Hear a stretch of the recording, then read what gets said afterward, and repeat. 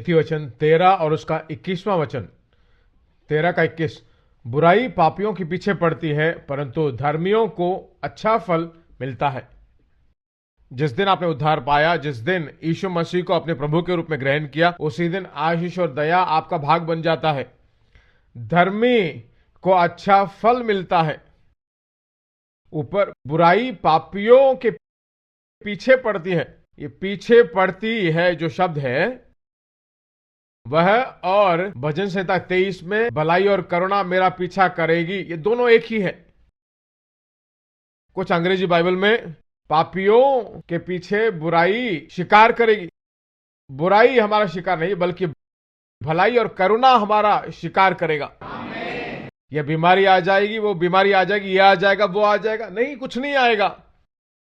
भलाई आएगी, दया आएगी, अनुकूल आएगा, सहायता आएगी, बढ़ोतरी आएगी। उसको विश्वास कीजिए। परमेश्वर के साथ हो, परमेश्वर के साथ मिले हुए हो, पहले के महिमा से बढ़कर अब की महिमा बहुत बड़ा होगा। उसका मतलब है अब तक जो तुमने अनुभव नहीं किया है उससे बड़े लेवल में परमेश्वर आपको ले जाएगा। क्या विश्वास करते हो? विश्वास करते हो तो मुंह खोलकर बोलिए, दया को बोलते रहिए।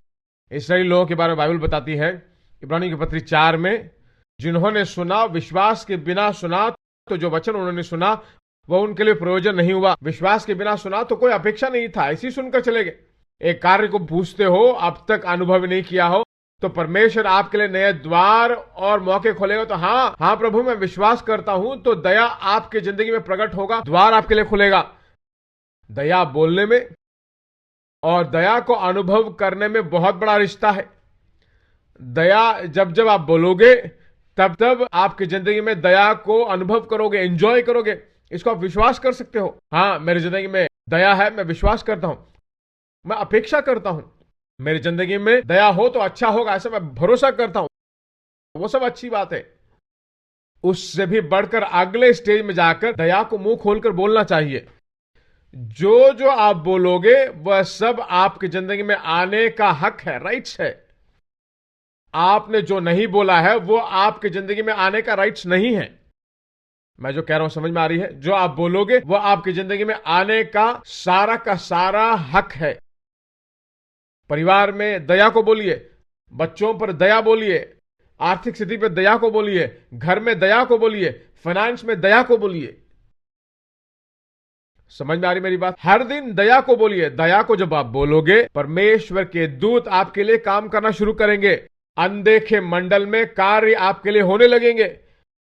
आर्थिक स्थिति में परमेश्वर आपकी दया के लिए धन्यवाद, नए कॉन्टैक्ट के लिए धन्यवाद, नए लोगों से आपने मिलवाया धन्यवाद, जो कुछ मैंने छुआ वो सब सोना सुहाना हो गया। ऐसा अगर आप बोलते रहोगे तो बाइबल बताती है दया बढ़ती रहेगी।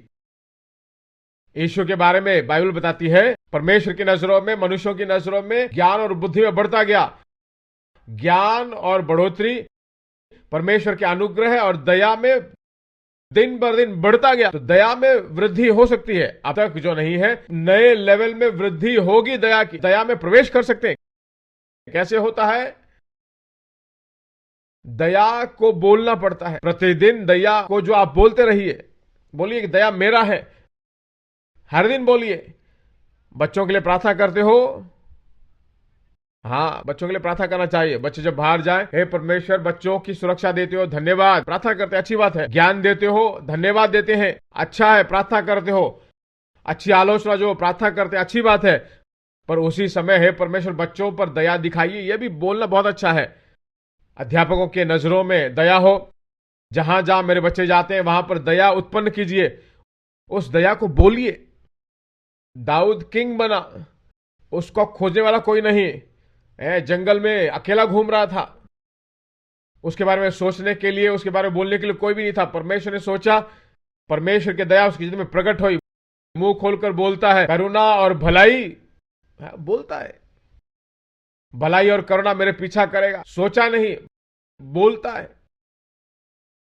प्रमोशन होता है, बढ़ोतरी होती है, उसको ढूंढते हुए भविष्यता आते हैं। भविष्यता किसी के घर में आ सकता है, अभिषेक के उस तेल को लेकर आकर किसी के सिर में डालेगा। इंतजार में थे, पर दया इसके इंतजार में है। यह जब तक नहीं आ जाता तब तक कहता है कि मैं नहीं खाऊंगा तुम्हारे घर में, वही दया है। वह बोलता है, कहता है भलाई और करुणा मेरे पीछा करेगी, तो उसके घर में इंतजार कर रही है, उसका शिकार करने के लिए वेट कर रही है। इसको कोई शिकार नहीं कर पा रहा, शेर शिकार नहीं कर पा रहा, भालू शिकार नहीं कर पा रहा, शाऊल शिकार नहीं कर पा रहा, भलाई इसका शिकार करती है। दया को बोलिए, भलाई और करुणा मेरा, परमेश्वर की दया को पकड़िए, परमेश्वर की भलाई को पकड़ी। मतलब मनुष्य के कोशिश के बिना जो नहीं हो सकता है वो परमेश्वर की दया से सब कुछ हो सकता है। अब तक जिसकी शादी नहीं हुई है, मैं उन्हीं की बात कर रहा हूं। शादी के लिए बहुत सारे लोग देख कर गए होंगे। मैं कहता हूं परमेश्वर की दया को बोलिए, परमेश्वर की दया हो। मैं कहता हूं दया आपको आकर्षित करेगा, आपको सुपर नेचुरल ब्यूटी बना देगा। ये नहीं कह रहा कि आपको गोरा बना देगा, गोरा बना देगा, मैं नहीं कह रहा हूं आप सब गोरे हो जाएंगे, नहीं। एक सुपर नेचुरल अट्रैक्टिव आपके ऊपर आने लगेगा, आपको छोड़ ही नहीं सकते, ऐसा बना देगा परमेश्वर। आपका शत्रु भी है, जिसने आपकी भलाई करने का सोचा ही नहीं, वह सोचने लगा कि क्यों मैंने इसकी भलाई नहीं की। वही दया है, आपको छोड़ ही नहीं सकते, ऐसा आकर्षित बना देगा। उस दया को बोलिए, हे प्रभु मुझे चाहने वाले और मैं जिनको चाहता हूं, वो बहुत जरूरी है। आपको कुछ लोग पसंद करेंगे पर आप उन्हें शायद पसंद नहीं करते होंगे। आपको बोलना चाहिए कि मैं अपेक्षा जैसे करता हूं वैसे एक अच्छा पति मुझे दिखाए। दया बोलोगे तो उस आदमी के सामने आप आकर्षित हो जाओगे। वही दया का काम है भाई। दया जो है आकर्षित करेगा। बिजनेस ठीक नहीं है, बिजनेस ठीक से नहीं चलता है, कुड़कुड़ाओ मत, बुराई मत करो, दया को बोलिए, मुझे ढूंढते हुए लोग आएंगे, मेरा बिजनेस अच्छा चलेगा। अब तक मैंने जो अनुभव नहीं किया है, मेरे बिजनेस में परमेश्वर की दया को मैं देखूंगा, ऐसा बोलिए।